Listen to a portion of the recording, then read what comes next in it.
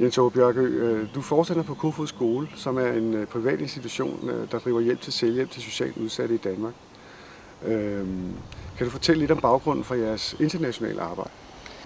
Det er noget, der er vokset de sidste 10-12 år. Der er der grundlagt en hel række skoler i det tidligere Øst- og Centraleuropa. Det startede i 97, og i dag er der omkring 20 skoler i 8 forskellige lande.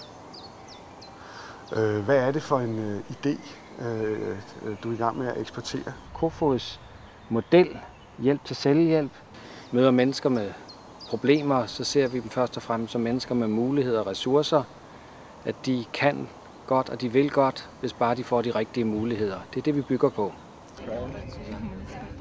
Okay.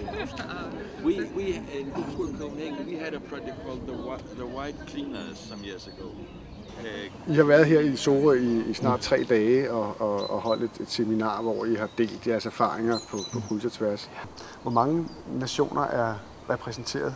Vi er 8 nationer, og det er noget, vi gør hver andet år. De kommer selvfølgelig også og besøger os på skolen, og vi besøger dem der, hvor de arbejder i den ene og den anden by. Men hver andet år så samler vi dem, for at de kan lære hinanden at kende og dele erfaringer, så det ligesom er lidt bredere og danne netværk og være hinanden til hjælp. Hvordan griber I det an sådan rent konkret? Jamen, vi har et fælles tema. I år hedder det aktiv inclusion. Vi taler jo engelsk og polsk og russisk, og det er et Babylon og sprog, men det går også.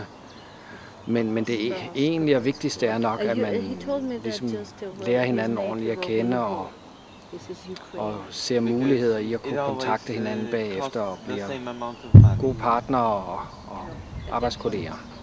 And to adapt it to our situation, then I think it can work. So, but we need to do that. We need, I think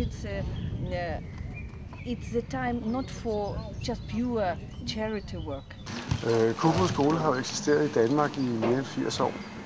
Hvordan kan den her idé, der er vel blevet en del af det danske velfærdssystem, eller sidder på ydersiden af det danske velfærdssystem, hvordan kan sådan en idé vokse i lande, der jo ikke har den samme politiske og kulturelle historie? Det er fordi, der i Kofod Skole er en helt bestemt idé om, hvordan man skal møde mennesket. Og det er nok den, der gør forskellen, at man siger, men det er ikke noget med at synes, at de bare er nogle stakler, der bare skal have en portion suppe, og så er det godt. Eller det er heller ikke nogen, vi skal behandle som systemklienter. Men vi skal se dem som mennesker med muligheder. Den der pædagogiske grundidé, det er noget, de synes kan gøre en forskel. Også en situation, hvor de skal bygge et moderne samfund, et velfærdssamfund op. Kan du bruge noget af det input, du får fra dine samarbejdspartnere i Østeuropa til tiltag herhjemme? Det tror jeg også, der er elementer af. Men det er klart, at i det her netværk er vi de erfarne, dem der har arbejdet med det i mange år, men det går begge veje. Nogle gange er det lidt svært at sætte ord på det, men vi modtager også stærke indtryk, som vi kan bruge til noget. Victoria and Marianne, and we agreed that it is not a way that local municipality can receive additional funds to be active and to actively participate in building possibilities for inclusion of rejected group of people, because local society very often think how it is possible we will support people who are drunken, who are homeless. We can give them donation to the organization, but we will not build local partnership on the equal position. And we discovered that it is a big challenge for us. Og hvordan ser fremtiden for Kofod Skoles internationale arbejde ud?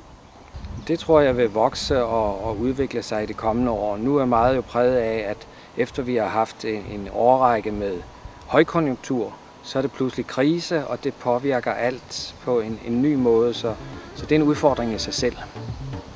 Held og lykke med det.